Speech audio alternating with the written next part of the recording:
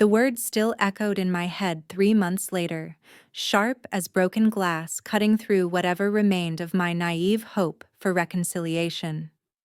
You don't even have a family, Sarah. You never did. My sister Emma had delivered that particular blow with surgical precision during what I'd foolishly believed would be a healing conversation over coffee. I'd tried to explain why I couldn't loan her another $5,000, the fourth time in 2 years she'd come asking. I'd mentioned my responsibilities, my own struggles, my need to finally prioritize my future. What responsibilities? She'd laughed, that cruel laugh I remembered from childhood when she'd break my toys and watch me cry. You live alone in that big house Dad left you.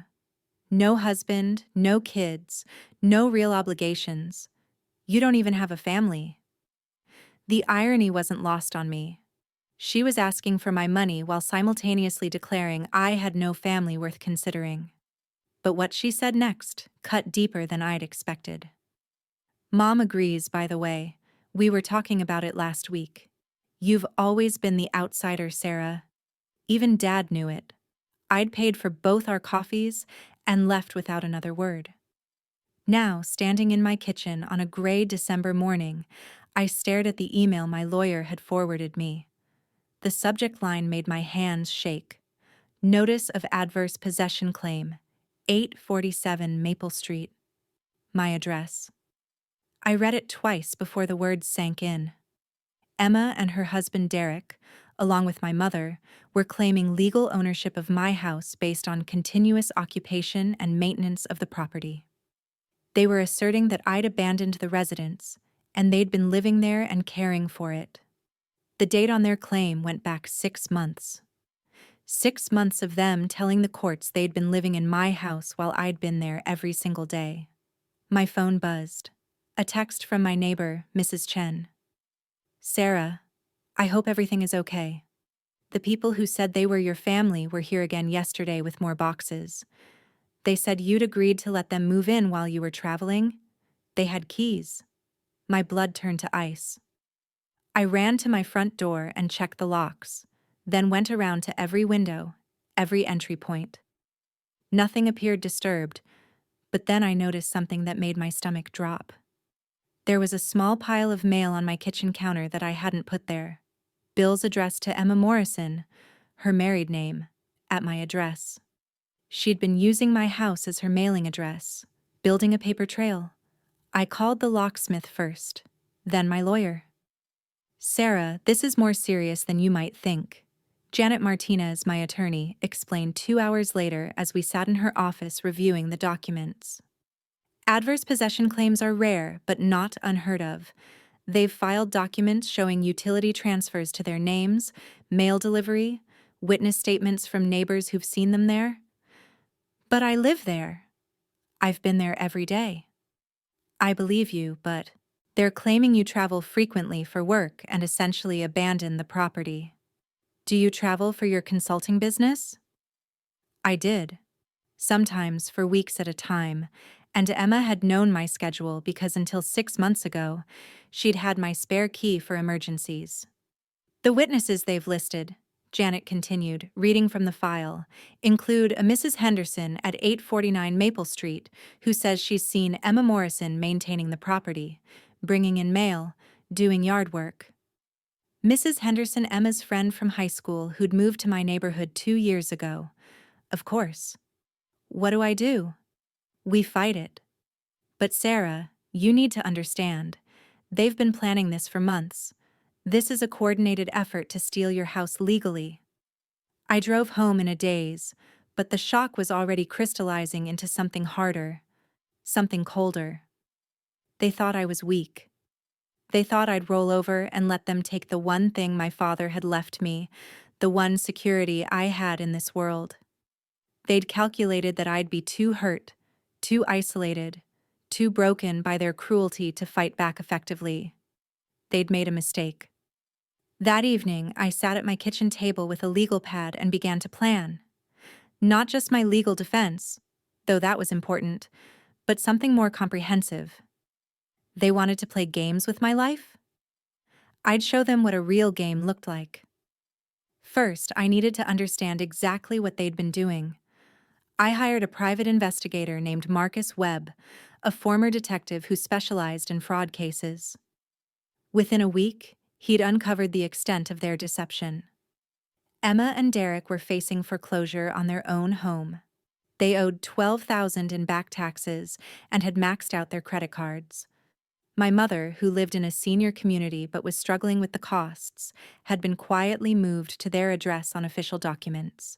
They'd been systematically establishing residency at my house while I was traveling, using their copy of my key, bringing in mail, even having utilities briefly transferred to their names during my longer absences before switching them back.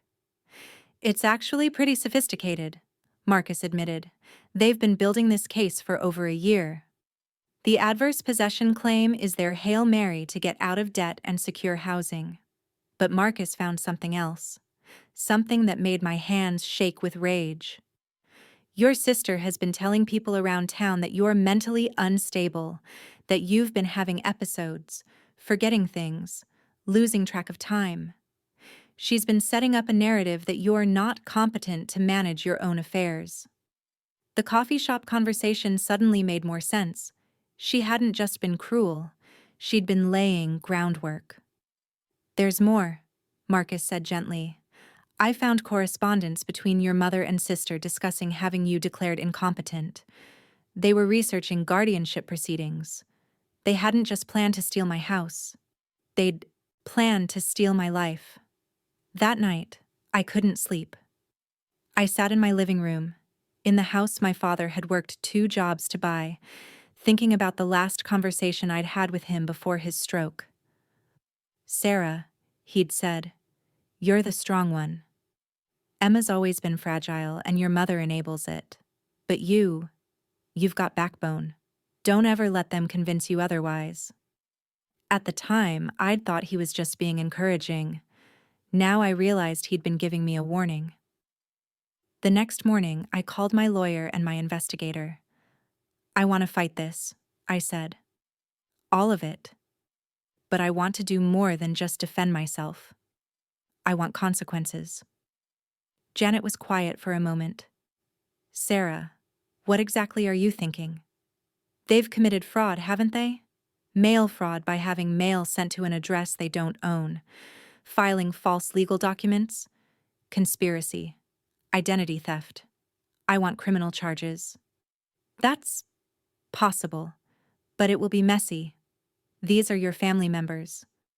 No, I said, surprised by the steadiness in my voice. I don't have a family. They made that very clear. Over the next month, I threw myself into the counterattack with the focus that had made me successful in my consulting career. I documented everything, every text message, every email, every conversation I could remember. I gathered financial records showing my continuous residence, utility payments, property tax payments.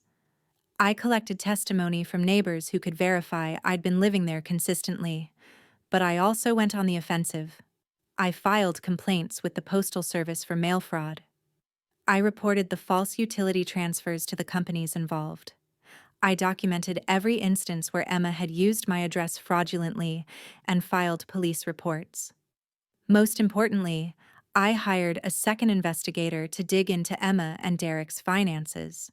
What we found was damning. They'd been running a small-scale insurance scam, filing false claims for minor accidents and property damage. Derek had been working under the table while collecting unemployment benefits. They'd been manipulating my mother's Social Security payments, having them deposited into accounts they controlled. Sarah, Marcus said during one of our meetings, your family isn't just dysfunctional, they're criminals. The preliminary court hearing for the adverse possession claim was set for February 15th. But by then, Emma and Derek were dealing with bigger problems. The criminal investigation I'd triggered had expanded beyond my initial complaints. When investigators started looking into their finances, they found a pattern of fraud going back years. The district attorney's office was building a case for wire fraud, mail fraud, elder abuse regarding my mother's Social Security, and conspiracy. Emma called me for the first time in 4 months on a Tuesday evening in early February. Sarah, we need to talk. I don't think we do.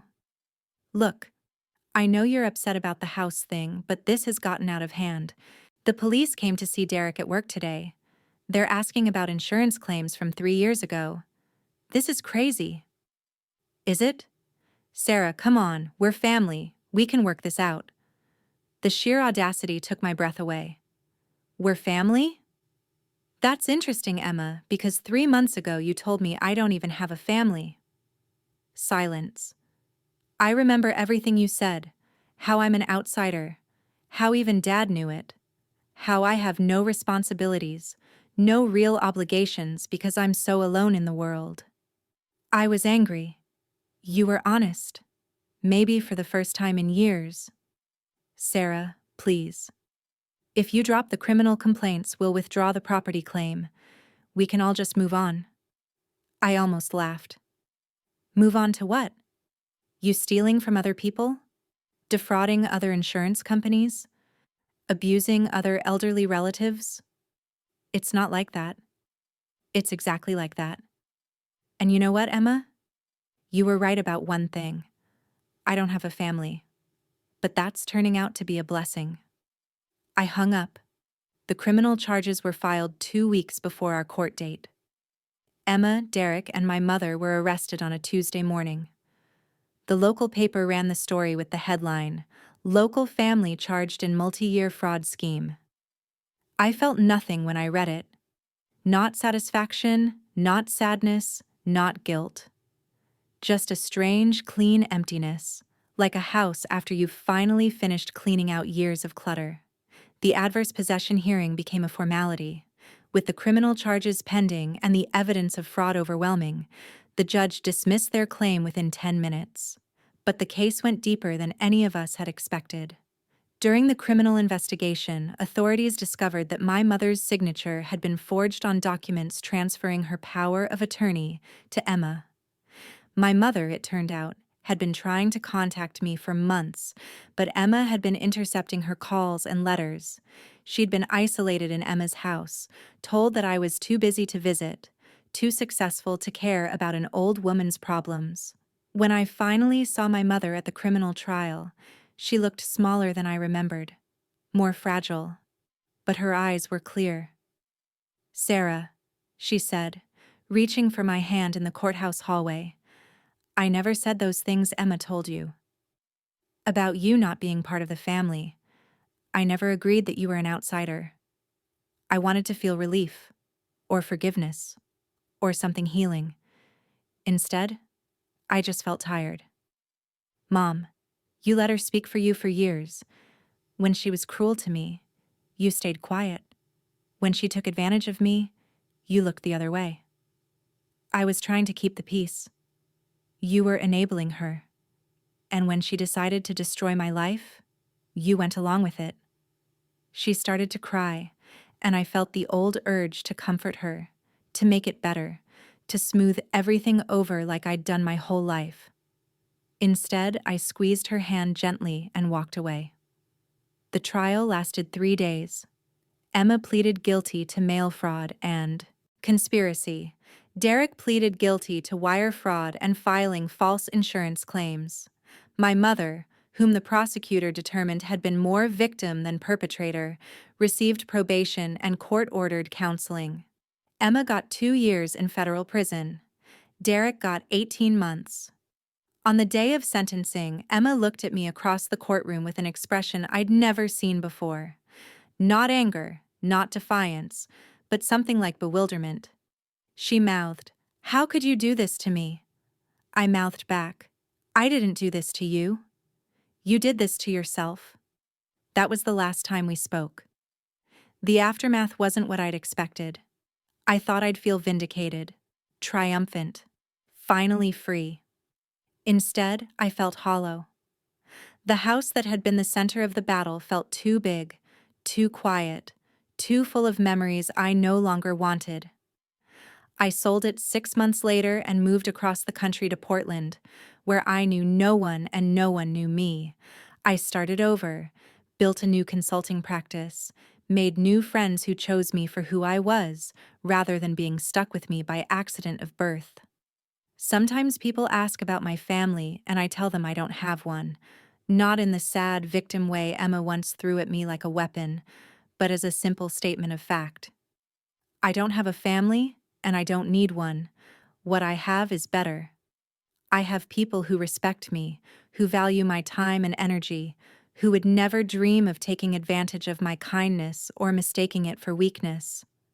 I have a life built on choices rather than obligations, on mutual care rather than genetic accident. Emma writes to me sometimes from prison. Letters full of apologies and excuses, promises to change and pleas for forgiveness. I don't read them anymore. I have them forwarded to a therapist I found who specializes in helping people recover from family trauma.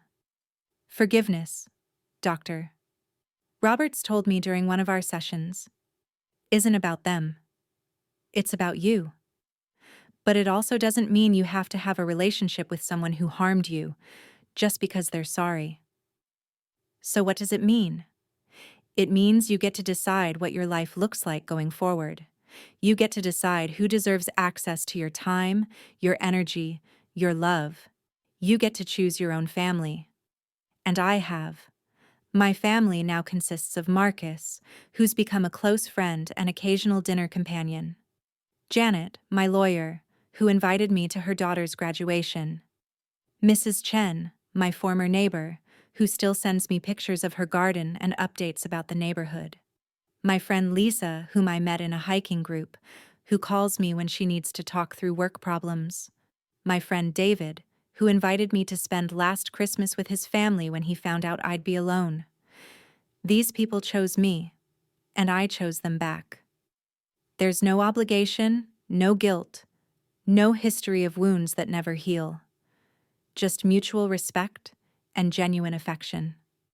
Sometimes I wonder what would have happened if I'd just given Emma the $5,000 that day in the coffee shop. If I'd kept enabling her, kept playing the role of the outsider who should be grateful for whatever scraps of attention the real family threw my way. But I know the answer. She would have come back for more money, and more, and eventually, she would have found another way to take what she wanted from me. The only difference is, I might not have had the strength to fight back the next time. The revenge I'd planned so carefully, the criminal charges, the investigations, the legal battles, had been satisfying in the moment. But the real victory came later, in the quiet rebuilding of my life on my own terms. Emma had been right about one thing. I don't have a family. I have something much better. I have freedom.